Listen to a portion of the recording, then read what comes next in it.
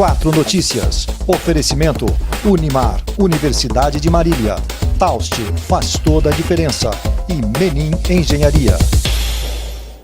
Destaques que você confere a partir de agora. 4 Notícias. A informação para você. As manchetes em nome de Unimar, Universidade de Marília. O seu futuro profissional garantido. Morre moça de 40 anos de idade que sofreu queda de moto no Palmital. Ela estava na garupa da moto. A polícia identifica motorista que atropelou e matou o ciclista no final da Avenida República, em Nóbrega. Aliás, em menos de uma semana, 3 mortes no trânsito em Marília. Já são 11 deste ano. A gente vai debater o assunto aqui também, porque a violência no trânsito continua. No dia da apicultura e do apicultor, como está a produção de mel em Marília? A associação que é do setor tão importante. E os agrotóxicos, matando milhões de abelhas. Qual o futuro para a produção do mel e seus derivados? Vem aí a festa tradicional, a festa de Santo Antônio, o Santo Casamenteiro, na paróquia de Santo Antônio, em Marília. Daqui a pouco vamos falar do evento que prevê realmente muita estrutura e muitas pessoas na integração familiar. O desafio da economia, a instabilidade do dólar, continua afetando o setor. Unimar dá sequência à semana de fisioterapia. A partir de agora, 4 Notícias, a informação para você.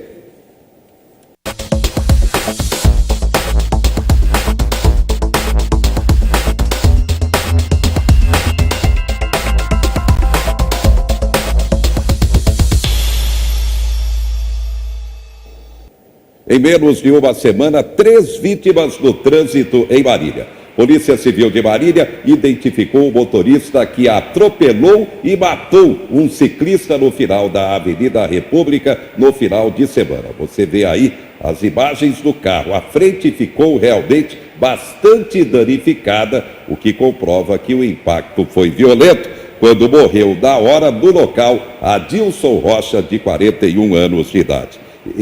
O motorista estava com esse Honda Fit, que você vê aí na imagem, placas de Marília, motorista de 61 anos de idade. Tivemos também outra ocorrência envolvendo ciclista, só que foi uma queda, caiu da própria bicicleta, bateu a cabeça e morreu. Morreu Marco César da Silva, 51 anos de idade.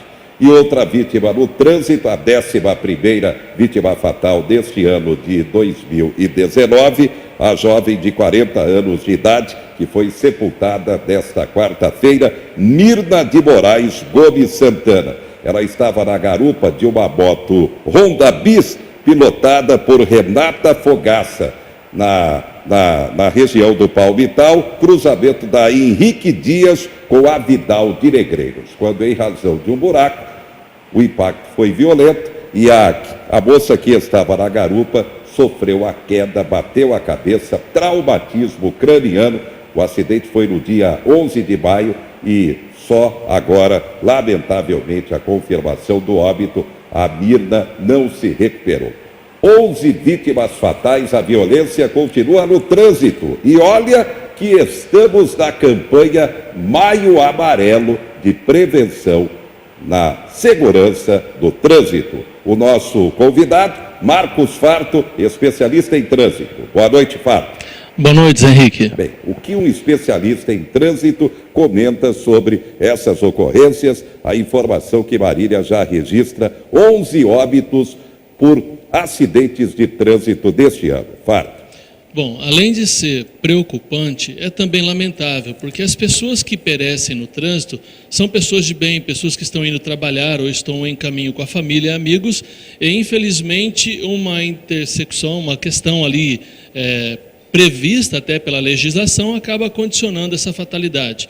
O artigo 1º, parágrafo 2º do Código de Trânsito diz que o trânsito seguro é um direito de todos, mas esse direito não é respeitado, como nós vemos todos os dias nas cidades, em relação à fiscalização, à engenharia, até mesmo a campanhas educativas. Estamos no mês de maio e, infelizmente, as vidas estão sendo ceifadas pelo descaso, muitas vezes, das autoridades e até pela imprudência do próprio contribuinte que não respeita as regras de trânsito. Bicicleta no trânsito. 2 ciclistas que perderam a vida nos últimos dias. E aí, Fato? Realmente, a mesma regra que é para o veículo é também para a bicicleta, embora ela não seja um veículo motorizado, e existe esse tipo de veículo que tem regra específica, mas é justamente uma consequência, Zé, da falta de orientação, da falta de campanhas de maneira macro, de maneira ampla. Por quê? Porque às vezes aquela imprudência, eu não sabia, ninguém me orientou, acaba condicionando a situações fatais como esta. Agora, é algo que nos preocupa quando vemos um motorista que destrói o seu veículo e sequer se preocupa saber o que aconteceu. É uma vida que é jogada na sarjeta como se nada significasse. Então, isso demonstra a frieza do ser humano para com o próximo.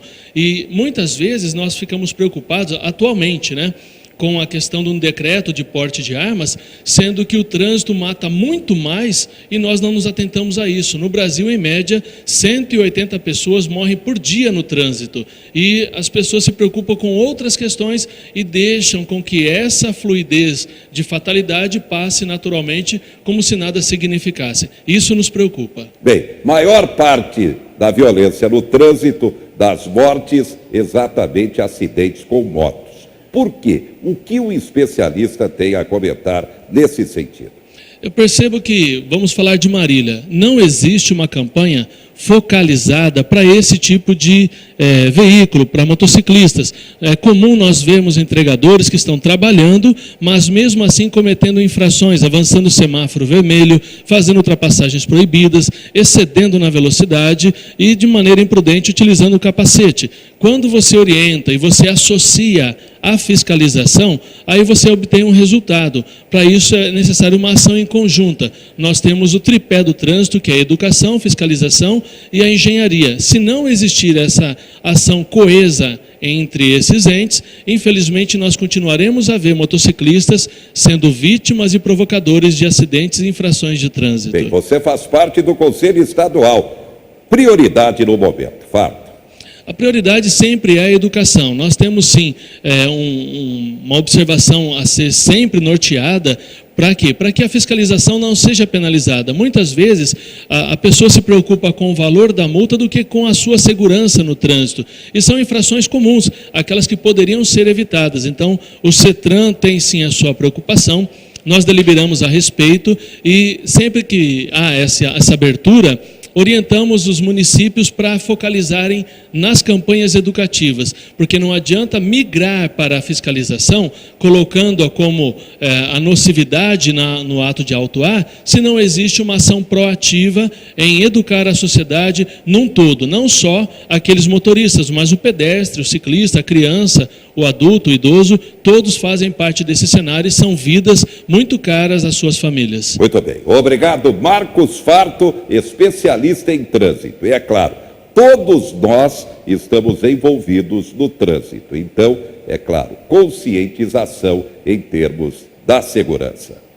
Pelo menos de 60% a 70% da população acima do peso. Começa pelas crianças. A educação alimentar é fundamental. Deveria ser matéria obrigatória das escolas, segundo especialistas. Confira. As gêmeas Isadora e Melissa adoram legumes, verduras e frutas. Comem com prazer arroz integral e feijão. Estão acostumadas a ajudar no preparo das refeições e a tocar os alimentos na hora de comer. Eu gosto de arroz e feijão. Gosto de legume e cenoura. Eu gosto de goiaba. E que mais? Caqui e jabuticaba. Pra ficar forte. Proporcionar às filhas uma alimentação saudável é essencial para a publicitária Camila Kruszewski. Durante a gravidez, ela foi rigorosa com a própria dieta, rica em nutrientes. Agora também escolhe com carinho a linguagem usada para convencer as meninas que comer bem é importante. O que eu falo assim, vocês gostam de cenoura? Quem que gosta de cenoura? O coelho. Vocês não querem pular alto igual o coelho? Então vamos comer cenoura para pular alto igual o coelho. E aí elas comem a cenoura. Eu acho que tem que brincar, né? Porque assim, se a gente ficar nessa de tentar explicar o que a vitamina faz, acho que a criança não tá afim, não é a fase para isso. Toda criança quer ser forte, rápida e pular alto, afirma a principal autora de um estudo realizado por 2 universidades estaduais norte-americanas, na Flórida e em Washington. Os pesquisadores dizem que as chances das crianças aceitarem comidas saudáveis dobram quando são explicados a elas os benefícios de uma forma acessível. É a educação, é o sensibilizar, é o aculturar, e a melhor forma é explicar o porquê. Porque daí vai fazer sentido para a criança e ela vai ter mais possibilidades de ter uma alimentação saudável e lembrar que isso é importante para a saúde e para a vida. Deixar as crianças manipularem os alimentos é muito importante. É importante porque a criança ela vai ter a percepção sensorial, no sentir, no cheiro, no pegar, na consistência. O exemplo dos pais é fundamental. Paciência também. Investir em alimentação saudável na primeira infância aumenta as chances de evitar doenças crônicas no futuro. Não adianta no prato do pai estar só a pizza, só o processado, e no prato da criança a verdura, e fazer essa diferenciação. Então, para ela não vai fazer sentido, porque ela não vai ter o exemplo e a referência.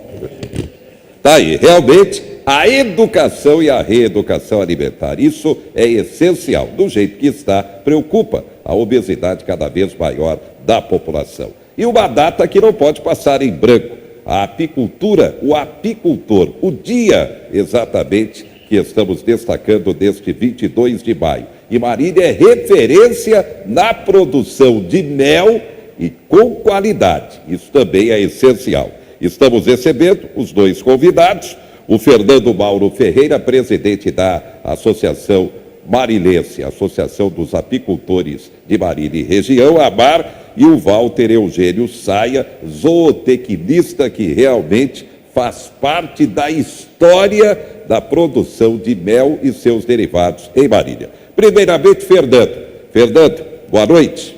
Boa noite, Zé. Bem, o dia do apicultor, da apicultura. O que falar desse momento no Brasil e em termos de Marília e região? Fernando.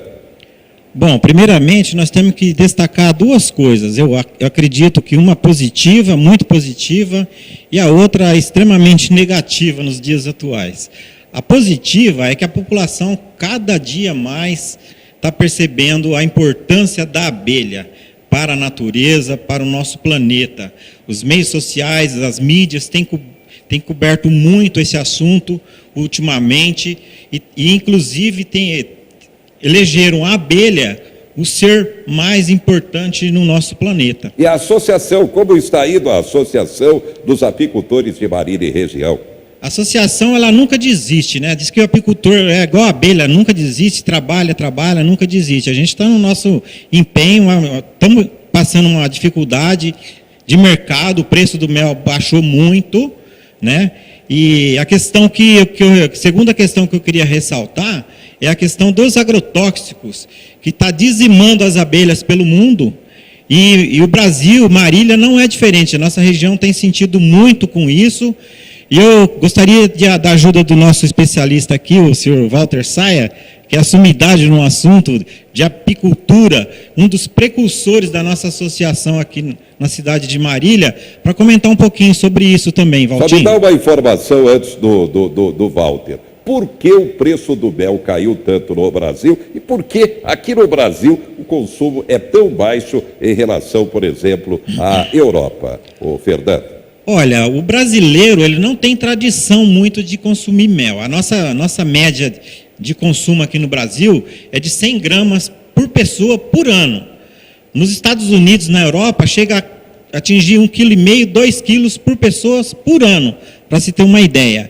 Aqui eu acredito que o histórico da apicultura aqui, do mel especificamente, as pessoas ainda acreditam que o mel não cristaliza, existe muita falsificação de mel, e isso acabou fazendo com que a população não consuma o mel desconfiando do produto. Então eu queria ressaltar aqui nesse momento que as pessoas verificassem a origem do mel. O mel tem que ter a certificação, ou municipal, ou estadual, ou federal. No nosso caso de Marília, nós temos a certificação federal, que é um selo de origem que permite exportar o nosso mel com qualidade. Muito bem, é essa embalagem aqui, está aqui, olha, o mel que é vendido para todo o Brasil através da Associação dos Apicultores de Marília e região. Daqui a pouco o Walter Saia vai comentar a questão das abelhas, por que os agrotóxicos estão matando milhões de abelhas, ameaçando a produção do mel e seus derivados. Daqui a pouco vamos falar também sobre a Semana de Fisioterapia da Unimar, uma área essencial para a qualidade de vida da população. A fisioterapia e a grande festa de Santo Antônio em Marília. A gente volta já já.